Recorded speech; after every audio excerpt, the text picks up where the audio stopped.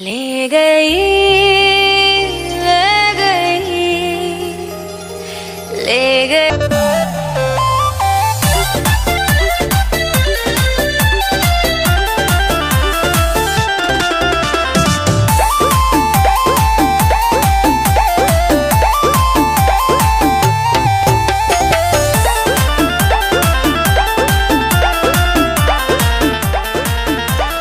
तो finally power star Pawan Singh का बाल गाना रिलीज हो चुका है, जिस गाना का नाम है तेरी लाल चुनरी। दोस्तों इस गाना का है पावर स्टार पवन सिंह और ज्योति टेंगरी, जो कि काफी जबरदस्त गाना है। और दोस्तों इसका वीडियो का बात करूं तो इसका वीडियो बहुत ही कमाल का है, जो कि बहुत ही हाई बजट का शूटिंग किया गया है, जो कि power star Pawan Singh Bhojpuri industry में एक अलग ही लकीर खींचती है। और दोस्तों इसमें पावर स्टार पवन सिंह और सोनी लियोन, जो कि काफी ही कमाल का